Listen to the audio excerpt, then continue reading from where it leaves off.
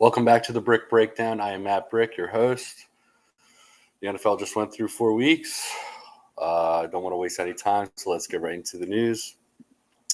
Today, J.C. Jackson was traded to the New England Patriots. He's one of the first players to go back to the Patriots after being there.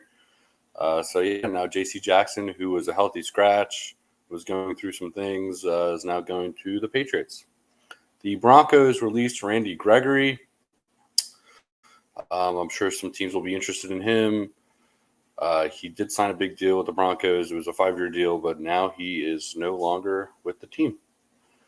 The Rams have designated Cooper Kupp to return from IR. Good sign for him there. Jonathan Taylor is designated to return from the PUP. Hopefully he'll be able to play week 5. I just read that he was a full participant in practice today with the Colts, which is very interesting. I did not think that he would be playing as a Colt. I mean, I guess as of right now he is, so I guess we'll see by Sunday. But as of right now, Jonathan Taylor is still with the Colts. The Eagles signed corner Bradley Roby. He was with the Saints before. If you watch the Eagles game, they clearly need some help with that secondary there. And, we lost Avonte Maddox, and he will probably replace Josh Jobe on this defense. Tre'Davious White ruptured his Achilles. Hope all is well with him. Very frustrating to see all these injuries so far this year, and wish him a speedy recovery. Kenny Pickett also got hurt with a bone bruise on his knee. Did not return, but he did say he will be good to go Sunday. That's all I have for the news. Let's talk about Week 4 in review. On Thursday Night Football, the Lions played the Packers in Lambeau Field, and the Lions absolutely bullied them. They looked great, and the Packers are they do not have an offensive line to me, and they need a lot of help on that offensive line for them to be winning football games. Taking a trip to London, he is coming. If you watch it on the ESPN Plus's Disney, I guess is considered Disney because ESPN. Anyway, the Jags fought well against the Falcons in London. They needed a win like that. And I guess I did check out the Toy Story thing, and I thought it was okay. I didn't watch the full game on it. I'll watch maybe a play. It's neat. I guess I understand why the league is trying to get younger viewers to watch football. And, hey, I mean, if that's what it takes, I'm okay with it. The Eagles found a way to win in overtime. A.J. Brown had 9 catches for 175 yards and 2 touchdowns. He had a drug test after the game, of course, because he's just too good. He's clean, I'm sure. That man is healthy. He's just that good. The tush-push remains, in my opinion. The Patriots, Chargers, and Giants all attempted and failed this past week. The Eagles are just really good at it, and just because they're that good doesn't mean that we should just ban the play. I don't think that's fair to the Eagles. And I don't think it's right for the league. I think teams will get good at this play. It will happen, but teams are catching up right now. The Bills completely just dominated the Dolphins. Tyreek Hill didn't really have that great of a game, but the Dolphins have a good matchup next week. We'll talk about that later. The Broncos came back from 21 against the Bears. That was a crazy game. They were calling that game the Caleb Williams Bowl. Whoever loses, congratulations. You're probably going to get Caleb Williams. And as of right now, the Chicago Bears have the first and second pick in the 2024 NFL Draft. Meaning, if this is the way this season is trending for the Bears, they might be getting Caleb Williams and Marvin Harrison Jr., something that this team might just need. Or maybe they go and beef up the offensive line and continue with Fields. But at this point in his career, I can understand why they would go the other route.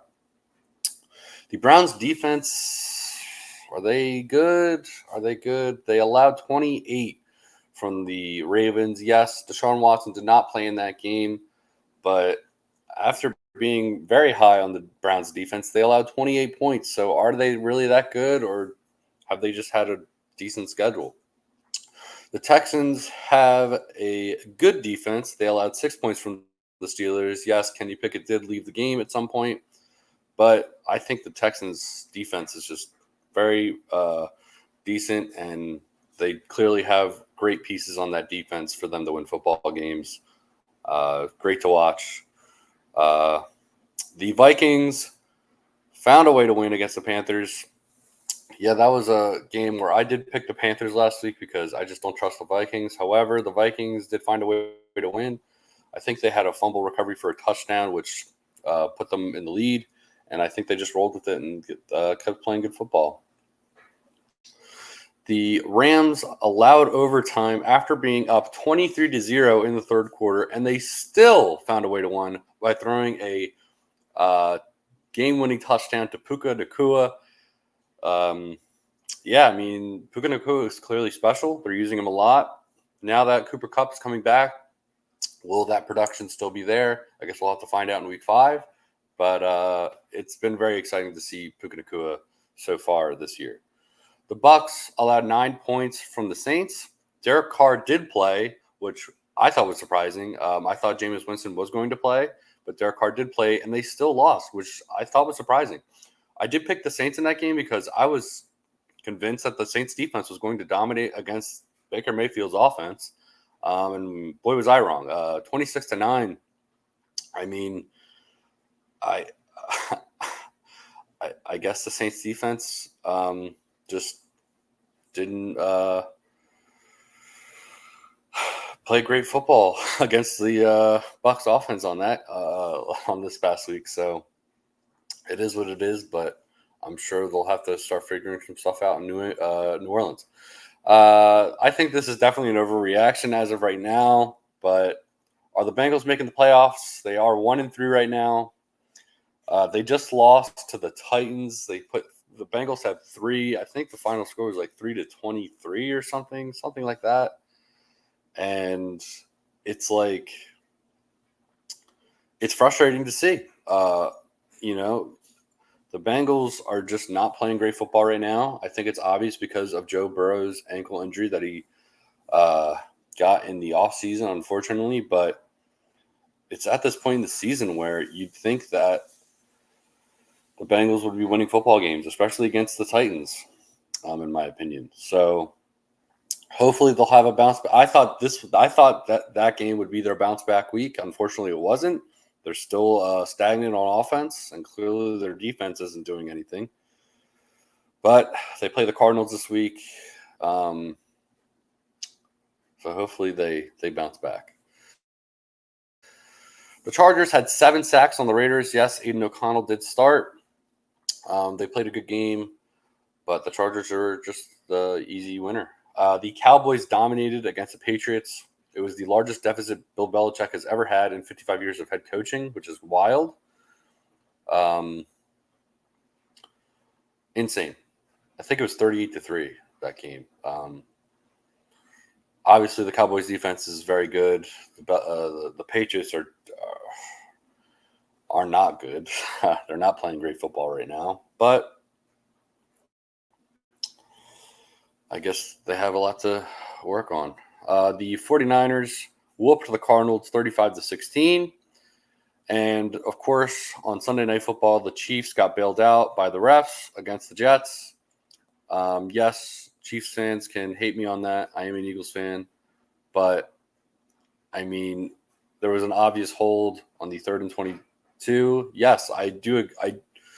Yes, the Jets did get a couple of flags in that game. But there's a difference between getting flags and getting game-winning flags, in my opinion. A 3rd and 22 obvious hold and nothing is called, that seals them the game. You get bailed out. Zach Wilson did play well, though, despite his whole reputation so far this year. But he played really great, and I expect more from him for the rest of the season. The Giants are absolutely putrid. They're horrible. I don't even want to watch them. They're really bad garbage. I think that's enough for me to say. They're really bad. And I feel bad for Giants fans because they are just not good. Daniel Jones is not good. Period. End of story. He's not teachable. They brought in Brian Dable, and it's like, okay, that has done nothing. I don't really want to talk about my fantasy football teams because they're a mess right now. But I will tell this little tale. I needed Geno Smith on Monday Night Football. I was down by, I want to say, 15, maybe 16 points. And Geno got hurt, came back, and I still lost by 6, I want to say, maybe 5. Very frustrating loss for me. I'm in 3 leagues. I'm 1-3, 1-3, and 2-2. So it is frustrating, but it's still early. There's still a lot of football left throughout the year. So I'm not trying to panic just yet. I mean, I think after next week, if I keep losing, I'm going to start to panic. But I got to just keep rolling with my teams. All right. Now I'm going to have my Week 5 predictions. I am currently 38-25 on my week-to-week picks this year.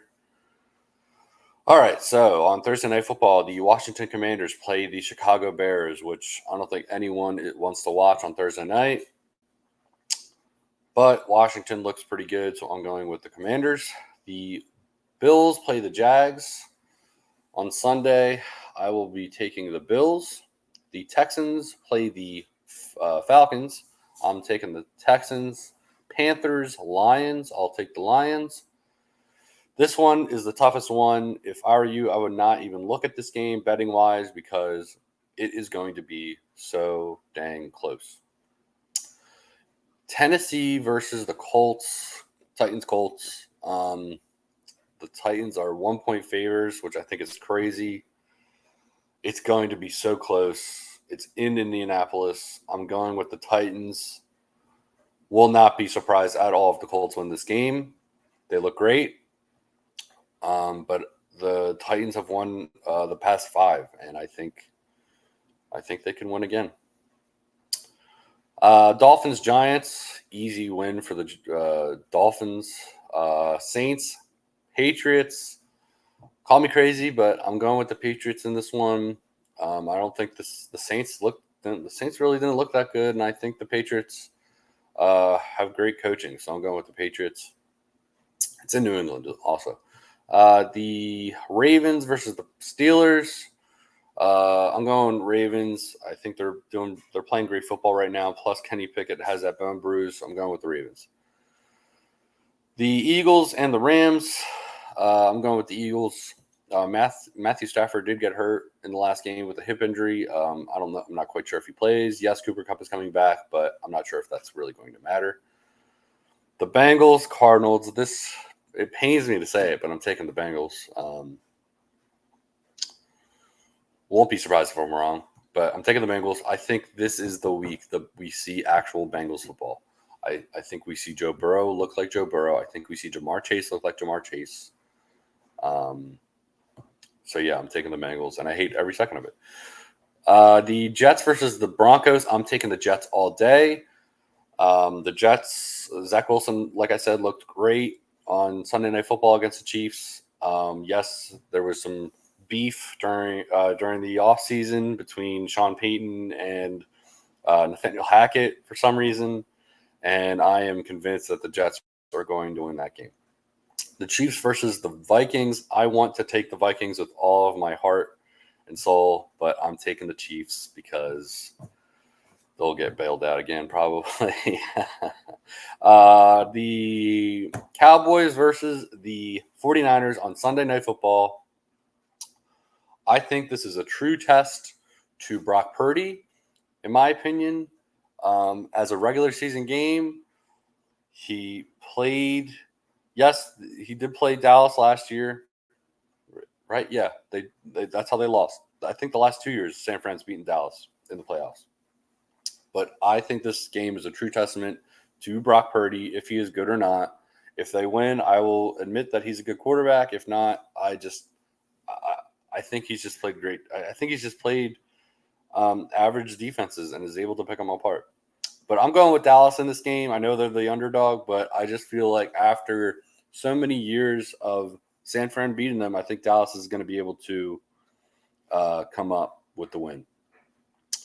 Monday Night Football is Packers, Raiders. I'm going with the Packers. I just don't think the Raiders are that great of a football team right now. And yes, I know the Packers don't have that great of an offensive line, but I still think the Packers are going to find a way to win.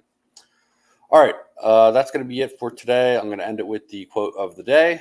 Today's quote of the day is, "Fortune befriends the bold." Emily Dickinson. Thank you so much for listening to this podcast. Please like, subscribe, review. Leave a comment on what you think is going to happen in week 5. Thank you so much for listening and have a great day.